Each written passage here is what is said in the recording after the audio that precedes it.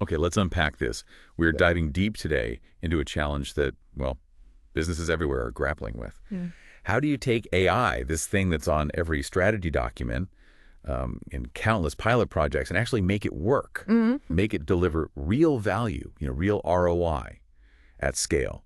You've shared some really insightful material with us today centered around this very problem. It's the big question, isn't it? AI pilots are indeed popping up like mushrooms, you could say, across the enterprise landscape. There's enormous potential, huge investment in exploring what AI could do. Right. But the hurdle, the place where so many organizations stumble, is getting those promising initial experiments past that initial pilot phase and truly integrated into the fabric of the business. Exactly. And your source material for this deep dive, a practical look at this exact problem titled Production AI, Bridging the Business Gap. It gives us a fantastic roadmap. It's not just about the technical side. It's about how organizations can move from those isolated experiments to scalable solutions that actually impact the bottom line. That's right. The core argument running through the source is critical. While AI is theoretically everywhere, the reality is that a surprisingly small percentage of these projects actually make it into production environments and deliver measurable business A returns. small percentage. Yeah. And significantly, the source argues this failure isn't primarily a technical problem, it's an organizational transformation challenge. That reframing is crucial. It's not just about building a more accurate model or using, I don't know, a fancier algorithm. It's fundamentally about changing how the business operates to leverage AI effectively. Precisely. So our mission today, guided by the insights in your sources, is to explore why so many AI projects stall out or, well, fail early in their life cycle. Hmm. Then we'll dive into how organizations, according to the source, can bridge that AI gap, taking those potentially groundbreaking prototypes and transforming them into solutions that are scalable, seamlessly integrated into existing workflows, and consistently contribute positive ROI. Let's truly unpack what your sources reveal about making AI actually work in the real world. And, perhaps a little morbidly, the source first takes us to where many AI ambitions end up: the pilot graveyard. A sobering but often accurate depiction, sadly. The material highlights early on that a significant number of AI pilots never graduate to full production deployment. There's a high mortality rate in that initial phase. Right, and the source points to a couple of primary reasons for this. The first is that while companies are eager to experiment, these pilots are frequently launched in, well, isolation. Yes, the source uses the term isolated sandboxes, which paints a vivid picture. Think of it as a contained environment where a team, often data scientists, can explore a data set, build a model, and see if the technology can perform a certain task, maybe achieve a certain accuracy score. Okay. But critically, this sandbox is often disconnected from the real business processes. There's no clear line of sight or integrated plan for how this technical achievement will actually be used, how it will fit into existing systems, or, how it will deliver value in the long term. So it's almost like exploring the technology for the sake of exploring the technology itself, rather than starting with a deeply understood, clearly defined business need that the tech is meant to solve. Exactly. It's the difference between building a beautiful, powerful engine in a lab and designing that engine to fit into a specific car, connecting it to the wheels, the steering, the fuel supply, and crucially, having a driver ready to take it on a specific route. Without that real-world connection and integration plan from the start, the engine, however impressive, just sits there. The source gives a fantastic and unfortunately common example of this: a global retail chain. They invested in building a sales forecasting model. And on a technical level, it sounds like it was quite successful. They achieved 90% accuracy. That's pretty high. High technical performance, absolutely. The model was good at predicting sales based on historical data. But here's the critical twist in the example. Despite this impressive accuracy, the model was never integrated into their actual inventory management systems. Never integrated, which means the people who actually needed the forecast information to make decisions about ordering stock, moving goods, managing inventory. Or saw it, or couldn't easily access it, or it wasn't in a format they could use within their daily tools. The forecast existed in this technical sandbox, but the crucial connection to the operational system that used sales forecasts to drive action was missing. The model's output didn't automatically inform replenishment orders or distribution plans. It just stayed separate. So despite hitting that 90% accuracy target, the project ultimately had zero business impact. Precisely. The source emphasizes this stark contrast between technical validation and business failure. The model worked in theory, but because it wasn't embedded into the downstream processes, the inventory systems, the supply chain logistics, the people who could have acted on the forecast simply couldn't. Right. The project, despite its technical achievement, just withered away because it wasn't actionable within the business workflow. The source's lesson here is powerful and direct. An AI model working in isolation is not a solution. The technical artifact itself isn't the end goal. Real value, the kind that impacts the business, comes only when that AI's output, its predictions, insights, or decisions, are seamlessly embedded into the daily decision-making processes and workflows of the people who need to use them. It has to become part of the operational flow. Absolutely. Think about it. If a salesperson needs to make a decision about discounting, but your fancy dynamic pricing AI requires them to log into a completely separate system, copy numbers, and paste them somewhere else, well, they simply won't do it. No, of course not. Too much friction. Or they'll do it inconsistently. The AI has to live where the decisions are made, or at least provide its insights easily and reliably to that point of decision. So if you're involved in an AI pilot or project right now, it's worth pausing to ask, how deeply connected is this pilot to the actual workflows, systems, and decisions it's meant to influence? Is there a clear, feasible plan for getting it out of the sandbox and into the hands of the people who will use it to change something tangible? Or is it just a cool demo waiting to die quietly? That's a critical question. Yeah. And it flows directly into the source's second key reason for the high rate of pilot failures, which is intimately related to the first. Right. The idea that too many AI pilots originate from data scientists exploring interesting data sets or technologies without necessarily having solid stakeholder buy-in or a clear, agreed-upon business impact defined from the very beginning. It's understandable in a way. Data scientists are curious, they love data, they love algorithms. The allure of a novel data set, the chance to try out a new machine learning technique, or the challenge of predicting something complex can be incredibly motivating. They might start with the question, what interesting insights can we find in this data? Instead of starting with the fundamental question, what critical business problem do we need to solve, and could AI help solve it? Exactly. The source argues this starting point is a fundamental misstep if your goal is production AI that delivers business value.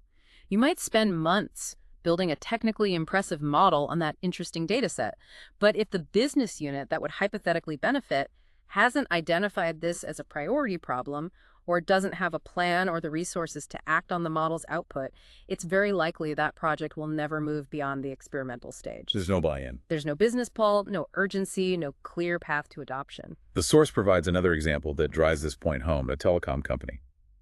They built a churn prediction model, which is a classic AI use case identifying customers likely to leave so you can try to retain them. And presumably, they built a good model, one that was reasonably accurate at predicting churn risk. But the crucial failure point the source highlights was that the marketing department, the team that would actually use this information to intervene and try to save those customers, had no established plan to act on the predictions. So the model could identify the customers, but the business wasn't ready or able to do anything about it. Precisely. The model would generate a list of at-risk customers, perhaps rank them by risk score, maybe even show it on a dashboard. But the marketing team didn't have automated campaigns set up, or a dedicated outreach strategy for these specific customers, or retention offers ready to deploy. There was no operational plan to translate the model's output, a prediction, into a business action, a retention effort. Which meant the model, however accurate, just sat there. Its predictions went unacted upon. It's like yelling fire in an empty theater. Exactly. This perfectly illustrates the difference between making a prediction and enabling action based on that prediction. A predictive model is functionally useless from a business perspective if the team it's meant to support isn't ready, willing, or able to operationalize the insights it provides. The business unit needs to be structured, resourced, and prepared to translate the AI's output into tangible business processes, decisions, or customer interactions. The source emphasizes that the business needs to be ready for the AI's output. The source's lesson here couldn't be clearer. Every AI project must begin by asking, what concrete business outcome are we trying to improve with this initiative? That business outcome, be it reducing churn, increasing sales, optimizing logistics costs, or improving customer service speed, has to be the project's North Star from day one. Okay. Starting with a defined business problem ensures that whatever technical solution is developed is aimed squarely at addressing a real need that the business cares about and is prepared to act upon. It forces alignment from the start. Is the genesis of AI initiatives in your organization a fascinating data set or a cool new technology? Or is it a defined business pain point with stakeholders ready to engage and operationalize? The source strongly advocates that the latter approach is the only viable path to production success and measurable ROI. It's not about the tech first, it's about the real-world problem and the tangible business improvement you aim to achieve. Absolutely. And, moving beyond that initial critical step of problem definition and ensuring stakeholder alignment, even well-intentioned projects that are solving a real business problem can hit significant roadblocks. Ah. And these are often related to the underlying technical foundations, particularly data and deployment readiness. Yes, the sources highlight what they aptly call hidden bottlenecks. These are technical challenges that aren't always obvious or fully appreciated during the early pilot phase, but become massive hurdles when you try to scale to production. The first major one they point to is data readiness. We hear the mantra, great AI needs great data, constantly. But the source really underscores just how much enterprises underestimate the complexity and, frankly, messiness of their existing data infrastructure. This is arguably the most common and often the most frustrating hidden bottleneck. In large organizations, data rarely resides in a single, pristine, perfectly formatted, and easily accessible location. It's typically spread across diverse legacy systems, stored in inconsistent formats, often requires significant manual effort for cleaning or transformation, can be outdated, or simply lacks the necessary context or granularity required for a robust AI model to be effective in a production setting. It's messy. It's the unglamorous, painstaking work of data engineering that often gets overlooked in the excitement of building a cool model, isn't it? Totally. You can have the most sophisticated algorithm or the most powerful compute, but if the data pipeline feeding it is unreliable, dirty, or incomplete, the model's performance will suffer, and its insights won't be trustworthy. And getting that data production ready, meaning automated, clean, integrated, and scalable, is a massive undertaking, often completely underestimated or ignored during the pilot phase. The source provides a practical example of this with a utility company. They built a predictive maintenance model, aiming to use sensor data from their equipment to predict potential failures before they happen. This is a solid business use case, promising significant cost savings and improved reliability. Sounds great. A classic high-value AI application. Which sounds great on paper, but where did the data bottleneck appear here? Well, the challenge emerged because for their initial pilot, the sensor data they used relied heavily on manually labeled inputs.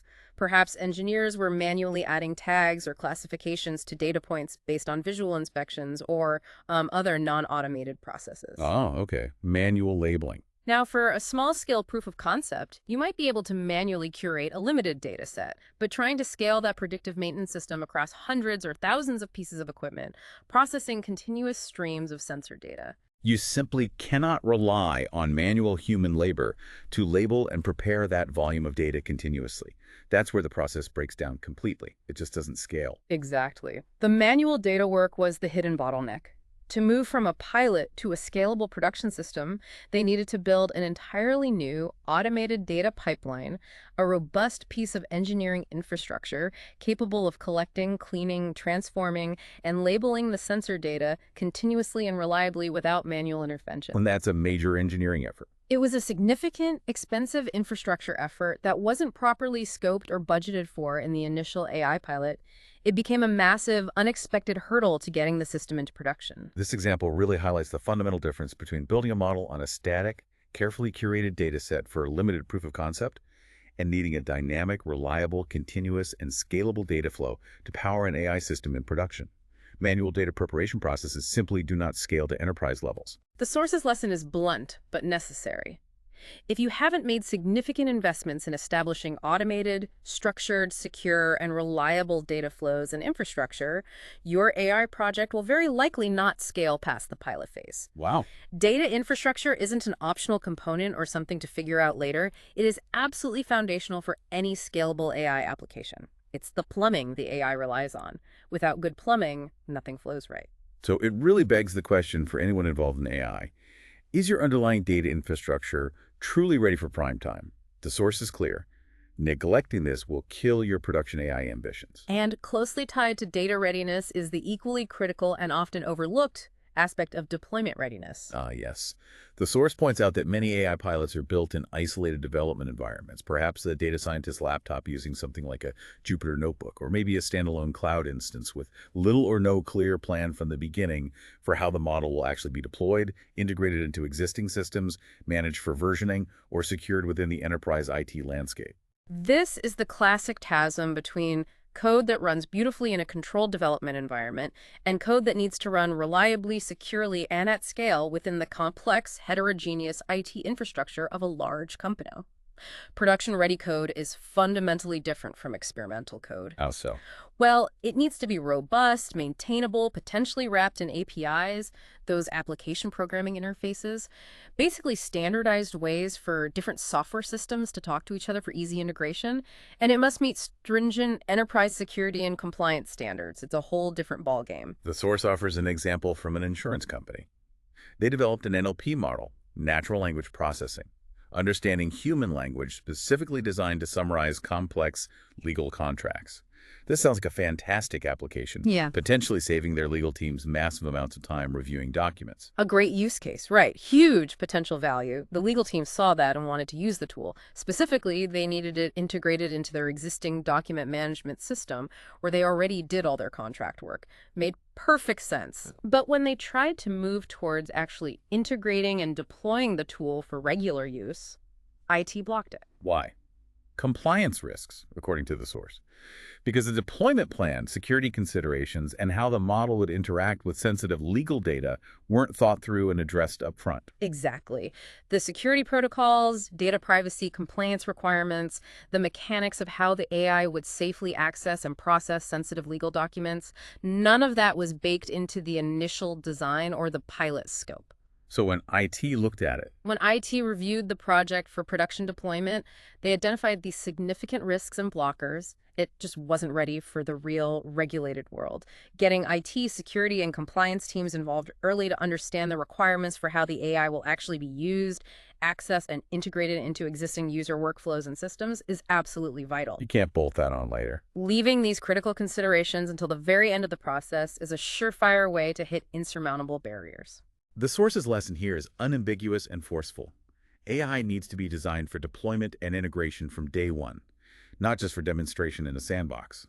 Factors like production-ready code quality, building clear APIs for integration, robust version control for managing model updates, and planning for security and infrastructure compatibility matter just as much, if not more in many cases, than the model's raw performance metrics like accuracy or F1 score. When you're embarking on an AI project, is the question, how will this be deployed, secured, maintained, and integrated into our existing systems? Being asked and answered on day one, with input from IT and security? Or is it an afterthought, something to worry about once the model is built?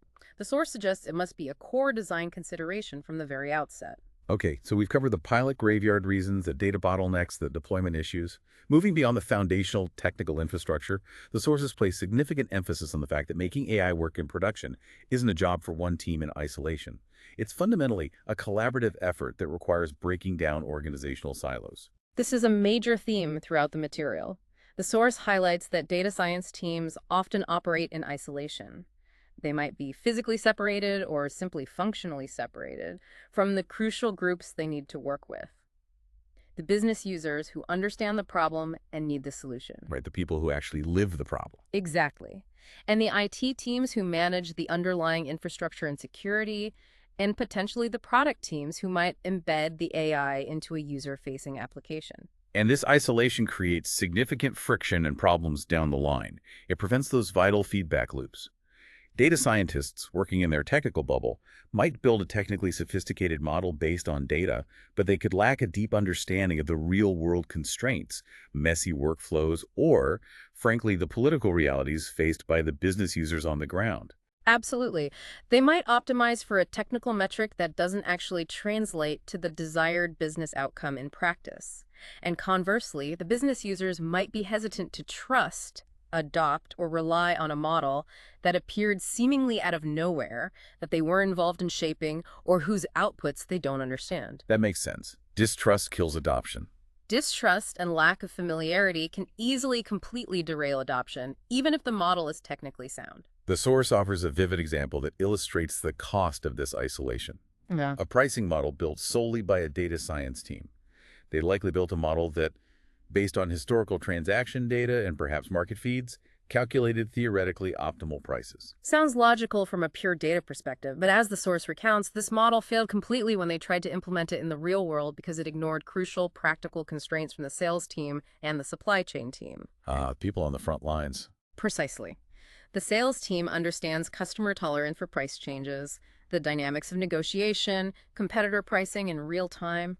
The supply chain team understands the logistical costs and feasibility of fulfilling orders at different volumes or price points. Information the isolated data team clearly didn't have or incorporate into their model's logic or constraints. Correct. As a direct result, the pricing recommendations coming from the model were completely impractical. The prices were either too high for the sales team to realistically close deals, or they led to order volumes or price points that the supply chain couldn't profitably support. So, unusable. Totally unusable. The model, despite its potential technical brilliance in optimizing based purely on the data it saw, was never adopted because it wasn't usable or feasible within the real-world operational constraints of the business. The lesson here is crystal clear and unavoidable. Successful production AI requires bringing all relevant stakeholders together early and keeping them involved throughout the process. All stakeholders. This includes the business owners who deeply understand the problem, define the desired outcome, and will ultimately own the success metric. The data scientists and engineers who build the technical solution and manage the data and infrastructure. The IT and security teams who ensure the solution is deployable, secure, and maintainable. The compliance and legal teams who ensure it meets regulatory and ethical standards, and critically, the end users who need to adopt and use the solution in their daily work. That's a lot of people. It is, but collaboration isn't just beneficial. It's the essential fuel for successful AI in production. It ensures the AI is built not just to be technically correct, but to address the real problem, incorporating real-world constraints and gaining the necessary buy-in for successful adoption and tangible business impact. When you look at how AI projects are defined and built in your organization, who is truly at the table from day one? Is it a diverse, cross-functional group representing all the affected parts of the business and the technical infrastructure? The source strongly emphasizes that this level of cross-functional collaboration is non-negotiable for bridging the gap to production. And speaking of essential teams that must be involved early, the sources make a critical and often overlooked point about governance. Yes. It's not just a legal or compliance checkbox at the end. The source title for this point in the material is telling. Don't skip governance. It's not just legal. Ignoring crucial considerations around compliance, data privacy, ethics, and fairness early in the development process is a major risk that can completely derail projects. Absolutely. Derail them either during late-stage reviews when problems are finally flagged, or even worse, after the system has been deployed and issues are discovered, leading to costly retrofits or complete shutdowns. It sounds like governance isn't merely a bureaucratic hoop to jump through. No, it's fundamentally about building trustworthy, responsible AI systems. Ignoring potential issues like algorithmic bias, where the model makes unfair decisions based on historical data reflecting societal biases, or lack of transparency in how a model arrives at its decisions, or failure to meet relevant regulatory requirements for data handling or model explainability. Well, that can lead to severe consequences. Consequences that go beyond just a failed project. They can include significant fines, legal action, and severe damage to an organization's reputation. That's serious. Precisely. The source provides a stark, well-known type of example. A company that built an AI tool for screening job resumes. This sounds like a powerful application of AI to streamline the hiring process, potentially find the best candidates efficiently. Seemed like a good idea on the surface. But as the source notes, the tool was later found to exhibit bias, specifically against minority candidates. This is an unfortunately common issue when models are trained on historical hiring data that itself contains unconscious biases. The AI learns the bias. And the outcome in this case. The legal department discovered this bias during a review before the tool was even rolled out for general use. Because the AI was making unfair or discriminatory decisions, the legal team forced the shutdown of the tool. Wow. All that work, all the effort and investment put into building that tool were effectively wasted because a critical governance issue, fairness and bias, wasn't addressed early in the design and testing phase. This example serves as a powerful warning.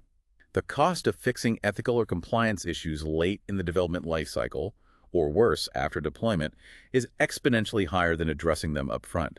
It can mean scrapping years of work, incurring significant financial penalties, and suffering reputational damage. Building these considerations, security, privacy, bias, fairness, explainability into the design phase isn't an option. The source calls it non-negotiable. The lesson from the source is clear and crucial for anyone building AI. Governance should be an integral part of the design phase from day one, not a checklist to be reviewed just before or after launch. You need to build with fairness in mind, ensuring the model doesn't perpetuate or amplify existing biases. And transparency, explainability. Yes, transparency, making the model's general workings understandable, and explainability, being able to articulate why the model made a specific decision for a specific individual or input. These need to be built into the architecture from the very beginning. How early in your AI development process are ethical considerations, potential biases, and compliance requirements being discussed, evaluated, and designed for? The source's strong message is that these elements need to be fundamentally baked in from the outset, not awkwardly bolted on at the end, when it's often much more difficult and costly to address potential problems. Okay, so let's say an AI model successfully navigates all that. It gets past the pilot graveyard, overcomes the data and deployment bottlenecks, fosters collaboration, clears governance. It makes it into production. Is that it? Is the job done? Not quite. Because the real world isn't static, right? Yeah. The data the model sees changes, user behavior shifts, market conditions fluctuate, new competitors, new regulations. Without ongoing management, even the best performing model at launch will degrade over time. This is where MLOps becomes essential. MLOps, machine learning operations. The source presents this as the necessary infrastructure and set of practices for managing the AI lifecycle after deployment in a production environment. So what does that involve exactly? Well, without proper systems and processes for continuously monitoring the model's performance, automating its retraining on new data, managing different versions, and automating the deployment pipeline for updates, the value the AI provides will erode, potentially quite quickly. It's essentially applying the principles of DevOps, which brought automation and reliability to traditional software deployment, but applying it to the unique challenges of managing machine learning models. Exactly. The source highlights that simply deploying a model into production is not the end of the journey. It's merely the beginning of its operational life. To ensure the AI continues to provide value, you need automated systems in place to constantly monitor its performance metrics, compare its predictions against actual outcomes, and detect when the model is no longer performing as expected. The source gives a very practical example of this with a bank that launched a credit scoring model. Initially, based on the data it was trained on, the model likely performed well in assessing the creditworthiness of loan applicants. Seems standard. But then, the source notes, significant external changes occurred. Customer financial behavior shifted considerably, perhaps influenced by major events like a pandemic or an economic recession. The real world interfering. Precisely. The historical data the model was trained on, and the relationships between different data points and credit risk captured by that model, no longer accurately reflected the current reality of applicant behavior and economic conditions. The model became outdated. And because the model wasn't being continuously monitored? No one noticed that its performance was degrading. The model's predictions about credit risk were becoming less accurate over time because the underlying assumptions it was built on were no longer valid in the changed environment. And the consequence was significant. Yes. The unmonitored, degrading model started approving loans to customers who were higher risk than its score indicated, or perhaps denying loans to lower-risk customers. This led to increased loan losses for the bank. The problem wasn't identified until the negative financial impact became noticeable on the balance sheet long after the model had started to underperform. Ouch. That example vividly demonstrates the critical need for continuous monitoring. You need to detect things like model drift, you mentioned. Right, model drift when the statistical relationship between the input data and the prediction changes over time. Basically, the model is no longer accurately capturing reality. Or data drift, which is when the nature of the incoming data itself changes in unexpected ways, like suddenly seeing inputs outside the range the model was trained on. The source's lesson on MLOps is therefore fundamental for anyone serious about production AI. MLOps is not optional. It's essential for extracting sustained value from AI in production. You need processes and tools to automate deployment of new model versions, continuously monitor performance and detect drift, manage different versions reliably, and have automated pipelines for retraining models on fresh data. It's about keeping the model relevant and accurate in a constantly changing world. Is deploying an AI model seen as the finish line for projects in your organization? Or is there a robust plan, dedicated resources, and established infrastructure for ongoing maintenance, performance monitoring, and iterative updates based on real-world data? The source emphatically highlights MLOps as absolutely critical infrastructure for realizing sustained value from your AI investments. And this brings us to the source's overarching transformative idea, treating AI not merely as a discrete, one-off project with a defined start and end date, but fundamentally as an ongoing product. Ah, yes. The AI as a product mindset. This truly reframes the entire approach to developing, deploying, and managing AI, doesn't it? It really does. It implies a continuous life cycle of development, deployment, monitoring, and iteration, rather than a simple build and launch event. It's a living thing. Exactly.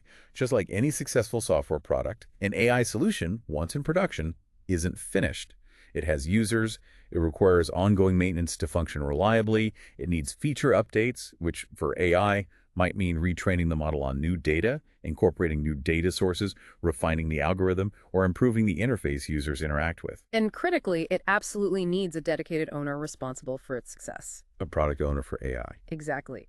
The source explicitly lists several practices that characterize organizations successful in adopting this product mindset for AI. They suggest assigning a clear product owner for each specific AI use case or solution.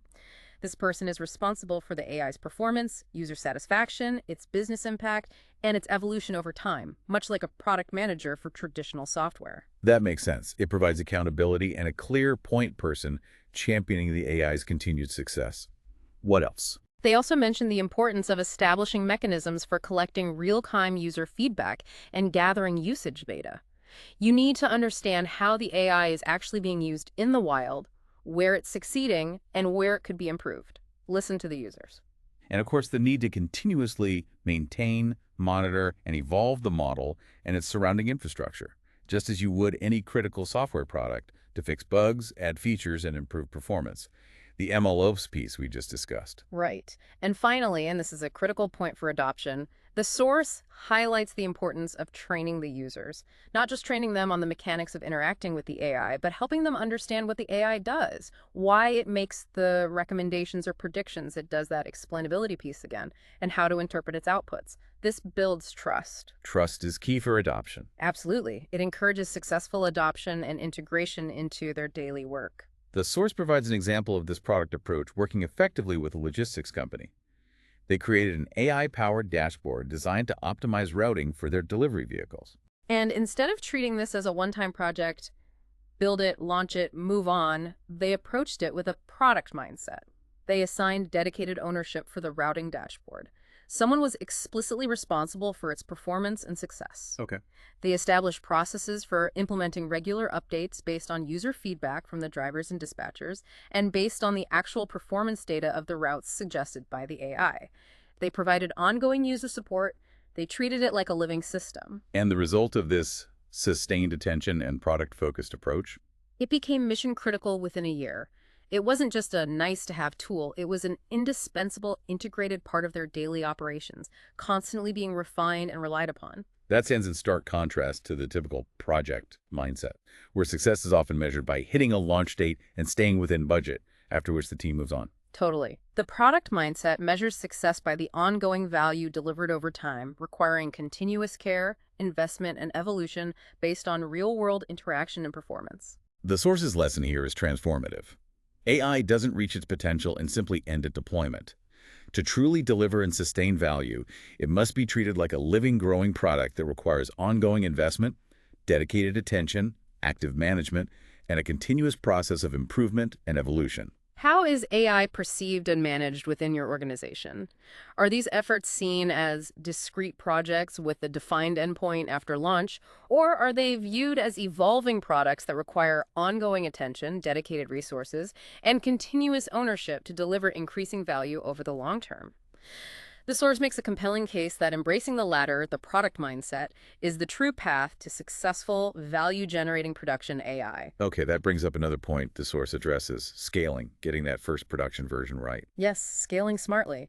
The source points out a common dilemma. Some initial pilots or MVPs, minimum viable products, are just too narrow. They don't demonstrate enough capability or impact to really prove the ROI effectively. So they don't build momentum. Exactly. But others swing too far the other way. They try to build something too complex, too all-encompassing right out of the gate, and these massive projects often get bogged down and never actually ship. Finding that balance is key. So what's the sweet spot? The source suggests finding the right balance for a first production version. Not so simple, it's useless, but not so complex, it's impossible to deliver in a reasonable time frame. It's about delivering tangible value quickly, even if it's limited initially. The source gives an example of a law firm doing this well. Yeah, they started with an MVP for contract analysis that classified contracts into just 4 basic categories. Very focused. Okay, just 4. Seems manageable. Right. This allowed them to build something relatively quickly, deploy it, get it into the hands of lawyers, and prove its value on that limited scope. Yeah. It showed the potential and built confidence and momentum. And then they expanded. Then, based on that initial success and crucial user feedback, they expanded the model iteratively to handle over 50 categories. So it's like applying an agile approach to AI production. Exactly that. Start small, prove business value with a focused scope, the MVP. Learn from real-world use, gather feedback, and then expand and enhance iteratively. This reduces the initial risks significantly and builds buy-in along the way. The source's lesson seems to be, start small, prove business value with a focused scope, and scale with structure and iterative development. Agile iteration works for AI production. Precisely. Don't try to boil the ocean on day one. Is your organization trying to build the perfect, massive AI solution first? Or is it focusing on delivering value incrementally? The source strongly suggests the latter path is far more likely to succeed. And finally, related to proving value, the source tackles the critical issue of measurement. What does success actually look like? Right, because AI teams often get excited about technical metrics, don't they? Things like precision, recall, F1 scores, technical jargon. They do, and those metrics are important for understanding how the model works technically. But business leaders, the ones funding these projects and needing to see a return, they care about something different. They care about the bottom line. Exactly. Concrete business outcomes, cost savings, revenue lift, hours saved, customer satisfaction improvements, risk reduction. There's often a disconnect between the technical metrics the AI team tracks and the business impact the leadership needs to see. It's the so what factor. Yeah. A model can be 99% accurate, but if that accuracy doesn't translate into a tangible, measurable benefit for the business, it's not successful in production, is it? Not from a business perspective, no. The source gives a great example, a healthcare chatbot project. The team could have focused on its NLP accuracy scores, how well it understood user questions. But that's not what justified the investment. No. The project's success was measured and communicated by the 3,000 staff hours it was projected to reduce over 6 months by handling routine inquiries. Ah, concrete business metric. Time saved translates directly to cost savings. Precisely. That concrete business metric, the operational efficiency gain, was what resonated with leadership and justified further investment, not the underlying technical scores, however good they might have been. The source's lesson here is vital. Tie every AI initiative to a concrete business KPI, a key performance indicator from the very beginning. Yes. Define those business success metrics before the project starts, ensure you have a way to track them, and make sure you translate the technical wins into the financial or operational impact that resonates with business leaders. You have to speak their language. When discussing AI project success in your organization, are the conversations focused primarily on technical performance or on measurable business value? The source urges a clear focus on the latter for sustainable investment and buy-in. So as we bring this deep dive to a close, the core message distilled from your source, production AI, bridging the business gap, is clear. Getting AI past the experimental pilot phase and into successful value-generating production within a business is a significant challenge. Yes, fraught with potential pitfalls. Lots of pitfalls we've discussed. But it is absolutely achievable if the right organizational, operational, and technical steps are taken. It requires recognizing that this isn't just about building sophisticated algorithms in a lab. It's an organizational transformation. It demands deep collaboration across traditional silos, bringing together business owners, data scientists, engineers, IT, compliance, users. Everyone needs to be involved. It requires an early and persistent focus on foundational technical readiness, like robust data infrastructure and deployment planning. It necessitates baking in crucial considerations like governance, security, and ethical fairness from the very beginning. Can't be an afterthought. Definitely not. Yeah. It demands building robust MLOps infrastructure for ongoing care and maintenance after deployment. It calls for small, iterative scaling strategies. And perhaps most importantly, it requires that relentless, unwavering focus on measuring what truly matters. Not just technical performance metrics, but concrete, measurable business outcomes and KPIs, cost savings, revenue lift, efficiency gains, time saved, the real impact. The source's conclusion resonates strongly with this practical focus. The ultimate goal of enterprise AI isn't merely to make AI work technically in a controlled environment. The ultimate goal is to make AI work for your business. It's about consistently delivering tangible, measurable value in the real world day after day. And that leaves us with a thought-provoking idea to consider. Building on this powerful concept from the source, that AI in production is truly a product that lives, grows, and requires continuous care. How does thinking about the AI's entire future life cycle, its ongoing maintenance needs, its required evolution based on new data and user feedback, and the continuous investment it needs to remain valuable?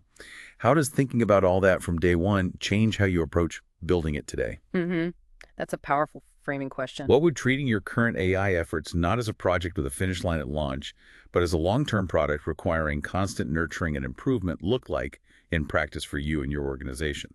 Something to think about.